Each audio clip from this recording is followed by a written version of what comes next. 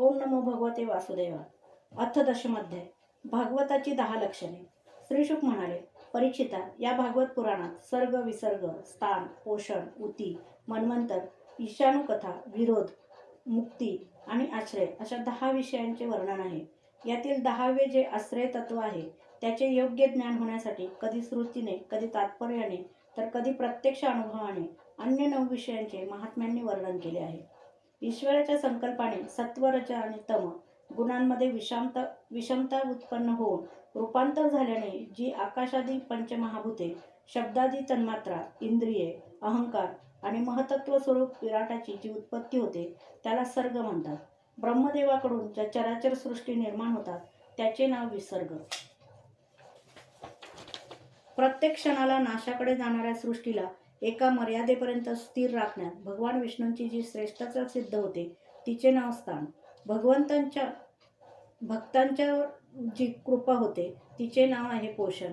मन्वंतराने अधिपती जी भगवत भक्ती आणि प्रजापालन रूप शुद्ध धर्माचे अनुष्ठान करतात ते मन्वंतर म्हटले जाते. जीवाच्या कर्मांच्या द्वारा बंधनात टाकणाऱ्या वासना त्या उती. भगवंताच्या विविध अवतारांच्या आणि त्यांच्या भक्तांच्या विविध आख्यानांनी युक्त अशाच्या कथा त्या ईशानुकथा होत. योगनिद्रेचा स्वीकार करून भगवंत शयन करतात तेव्हा जीवांचे आपल्या उपाधीसह भगवंतात लीन होणे त्याला निरोध म्हणतात. अज्ञानाच्या कल्पाने केलेले कर्तृत्व, भोक्तृत्व इत्यादी अनात्मभावाचा त्याग करून आपल्या परमात्मरूप वास्तविक स्वरूपात स्थिर होणे म्हणजे मुक्ती होय. परीक्षिता, या चराचर जगाची उत्पत्ती आणि प्रलय ज्या तत्वाने प्रकाशित होतात ते परब्रह्मच आश्रय आहे. शास्त्रात त्यालाच परमात्मा असे म्हटले आहे. नेत्र इत्यादी इंद्रियांचा जो अभिमानी द्रष्टा जीव आहे तोच इंद्रियांच्या अधिष्ठात्री देवता सूर्य इत्यादी रूपांसुद्धा आहे. आणि जो नेत्रोगोल इत्यादींनी युक्त होणारा देह आहे तोच या दोहोंना वेगवेगळे करतो. या तिघांपैकी एकाचा जरी अभाव झाला तरी दुसऱ्या दोघांचे ज्ञान होऊ शकत नाही. म्हणून या तिघांनाही जो जाणतो तो परमात्माच सर्वांचे अधिष्ठान असलेले आश्रय तत्व आहे. त्याचा आश्रय तो स्वतःचा आहे, दुसरा कोणी नाही. विराट पुरुष जेव्हा ब्रह्मांड फोडून बाहेर पडला तेव्हा तो स्वतःला राहण्यासाठी ठिकाण शोधू लागला. त्या शुद्ध संकल्प पुरुषाने स्वतःला राहण्यासाठी पवित्र पाणी निर्माण केले. विराट पुरुष रूप नरापासून उत्पन्न झाल्या कारणाने पाण्याचे नाव नार असे पडले. त्या आपणच उत्पन्न केलेल्या नारामध्ये तो पुरुष 1000 वर्षापर्यंत राहिला म्हणून त्याचे नाव नारायण पडले. त्या नारायणाच्या कृपेने द्रव्य, कर्म, काल, स्वभाव आणि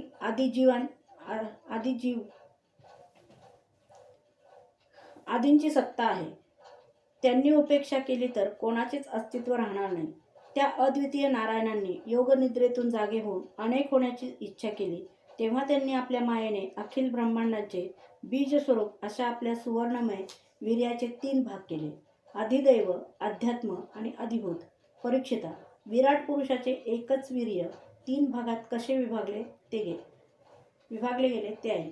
विराट पुरुषाच्या इकडे तिकडे हलण्याने त्याच्या शरीरातील आकाशापासून इंद्रिय बल, मनोबल आणि शरीर बलाची उत्पत्ती झाली. त्यापासून त्या सर्वांचा राजा जो प्राण तो उत्पन्न झाला. राजाच्या पाठोपाठ त्याचे सेवक जसे चालतात तसेच सर्वांच्या शरीरातील प्राण प्रबळ असेल तरच सर्व इंद्रिये सुद्धा प्रबळ राहतात. आणि प्राण जेव्हा सुस्त होतो तेव्हा सर्व इंद्रिये सुद्धा सुस्त होतात. जेव्हा प्राणाचे येणे जाणे वेगाने होऊ लागले तेव्हा विराट पुरुषाला तहान-भुकेचा अनुभव येऊ लागला. खाण्यापिण्याची इच्छा होताच सर्वात प्रथम त्याच्या शरीरात मुख प्रकट झाले. मुखापासून टाळू आणि टाळूपासून रसनेंद्रिये प्रकट झाले. यानंतर ज्यांना जीभ ग्रहण करते ते अनेक प्रकारचे रस उत्पन्न झाले. जेव्हा त्याला बोलण्याची इच्छा झाली तेव्हा त्याच्या मुखापासून वाक्इंद्रिय, त्याची अधिष्ठान देवता अग्नी आणि त्याचा विषय बोलणे हे 3 प्रकट झाले. यानंतर पुष्कळ दिवसपर्यंत त्या जलातच तो पडून राहिला. श्वासाच्या वेगामुळे नासिका छिद्रे प्रकट झाली. जेव्हा त्याला वास घेण्याची इच्छा झाली तेव्हा त्याच्या नाकात घाणेंद्रिय येऊन बसले आणि त्याची देवता वास पसरणारा वायू प्रकट झाला. प्रथम त्याच्या शरीरात प्रकाश नव्हता. नंतर त्याला जेव्हा स्वतःला आणि दुसऱ्या वस्तू पाहण्याची इच्छा झाली तेव्हा डोळे, त्याचा अधिष्ठाता सूर्य आणि नेत्रेंद्रिये प्रकट झाली. जेव्हा वेदरूपी ऋषी विराट पुरुषाची स्तुती करून त्याला जागे करू लागले तेव्हा त्याला ऐकण्याची इच्छा झाली. त्याच वेळी कान, त्याची अधिष्ठात्री देवता, दिशा आणि स्तोत्रेंद्रिय प्रकट झाले. यामुळे शब्द ऐकू येतो. जेव्हा त्याला वस्तूची कोमलता, कठीणपणा, हलकेपणा, जडपणा, उष्णता आणि थंडपणा जाणण्याची इच्छा झाली, तेव्हा त्याच्या शरीरात त्वचा निर्माण झाली. पृथ्वीतून जशी झाडे उगवतात त्याच प्रकारे त्या त्वचेतून रोम निर्माण झाले आणि त्याच्या आतबाहेर राहणारा वायू प्रगट झाला. स्पर्श ग्रहण करणारे त्वचा इंद्रिय निर्माण होऊन त्याने शरीराला सगळीकडून लपेटून घेतले. त्या योगे त्याला स्पर्शाचा अनुभव येऊ लागला. जेव्हा त्याला अनेक कर्म करण्याची इच्छा झाली तेव्हा त्याला हात फुटले. त्यांना ग्रहण करण्याची शक्ती आणि त्याची अधिदेवता इंद्र तसेच या दोन्हींच्या आश्रयाने होणारे ग्रहणरूप कर्म प्रगट झाले. जेव्हा त्याला इष्टस्थळी जाण्याची इच्छा झाली तेव्हा त्याच्या शरीराला पाय आले. त्याच्याबरोबर अधिष्ठाता यज्ञरूप प्रगट झाला आणि चालण्याचे कर्म प्रगट झाले. माणसे याच चरणांनी चालून यज्ञ सामग्री एकत्रित करतात. संतान, स्त्रीरोग आणि स्वर्गभोगाची इच्छा झाल्यावर विराट पुरुषाच्या शरीरात लिंगाची उत्पत्ती झाली. त्यात उपस्थ इंद्रिये आणि प्रजापती देवता तसेच या दोहोंच्या आश्रयाने राहणाऱ्या कामसुखाचा आविर्भाव झाला. जेव्हा त्याला मलत्याग करण्याची इच्छा झाली तेव्हा गुदद्वार प्रगट झाले. त्यानंतर त्यात पायू इंद्रिय मित्रदेवता उत्पन्न झाली. या दोहोंच्या द्वारा मलत्यागाची क्रिया होते. अपान मार्गाद्वारे एका शरीरातून दुसऱ्या शरीरात जाण्याची इच्छा झाल्यावर नाभी प्रकट झाली. त्यातून अपान आणि मृत्यूदेवता प्रगट झाली. या दोन्हींच्या आश्रयानेच प्राण आणि अपान वेगळे होऊन मृत्यू येतो. जेव्हा विराट पुरुषाला अन्नपाणी घेण्याची इच्छा झाली तेव्हा पोट, आतडी आणि नाड्या उत्पन्न झाल्या. त्याचबरोबर आतड्यांची देवता समुद्र, नाड्यांच्या देवता नद्या तसेच समाधान आणि पोषण हे दोन्ही त्यांच्यावर अवलंबून असणारे विषय उत्पन्न झाले.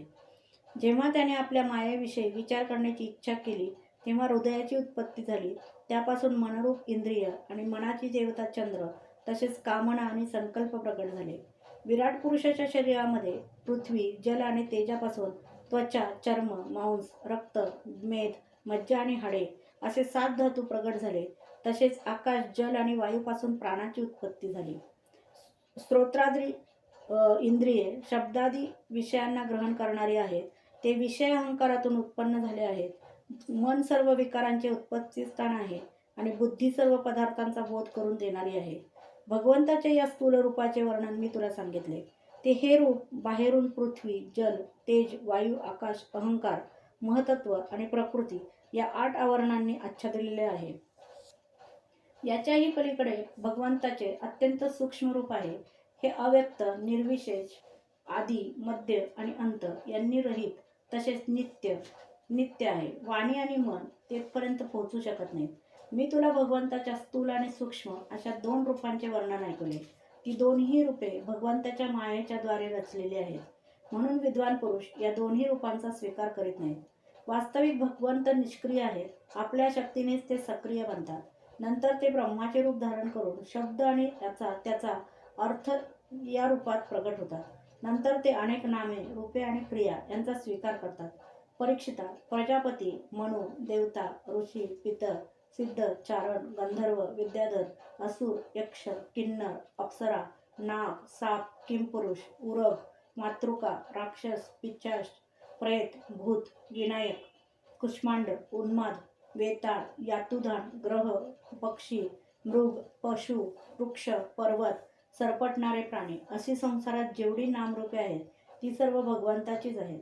जगात चर आणि अचर भेदाने 2 प्रकारचे तसेच जरायुज, अंडज, स्वेदज आणि उद्भिज अशा भेदाने 4 प्रकारचे असे जितके जलचर, स्थलचर आणि आकाशात उडणारे प्राणी आहेत ते सर्वच्या सर्व शुभ, अशुभ आणि मिश्र कर्माची फळे आहेत.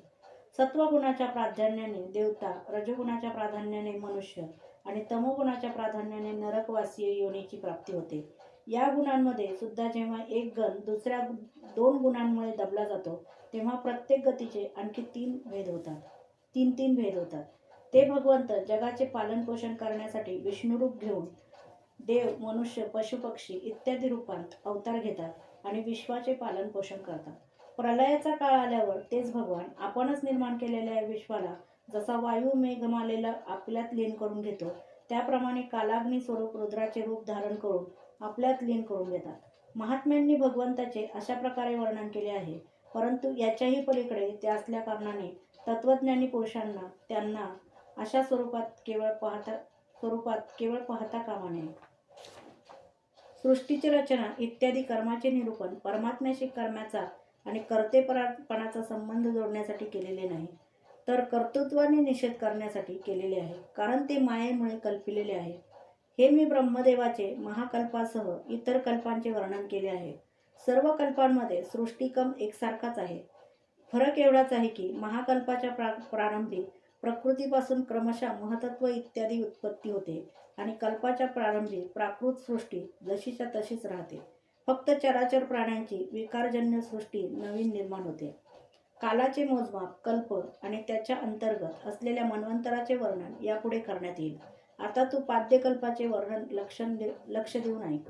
शौनकांनी विचारले, सूत महोदय, आपण आम्हास सांगितले होते की भगवंताचे परमभक्त विदुरांनी जवळच्या कुटुंबियांना सोडून पृथ्वीवरील निरनिराळ्या तीर्थक्षेत्री भ्रमण केले. त्या तीर्थयात्रेमध्ये त्यांचा मैत्रेय ऋषींबरोबर अध्यात्मासंबंधी संवाद कुठे झाला? तसेच त्यांनी प्रश्न विचारल्यावर मैत्रेय ऋषींनी कोणत्या तत्वाचा उपदेश केला? सूत महोदय, विदुराचे चरित्र आपण आम्हाला ऐकवावे. त्यांनी आपल्या बांधवांना का सोडले आणि पुन्हा ते त्यांच्याकडे का परत आले? सूत म्हणाले, ऋषींनो, राजा परीक्षिताने विचारल्यावर त्याच्या प्रश्नांना अनुसरून शुकाचार्यांनी त्याला जे काही सांगितले तेच मी आपणास सांगतो. लक्षपूर्वक ऐका. अध्याय 10 समाप्त.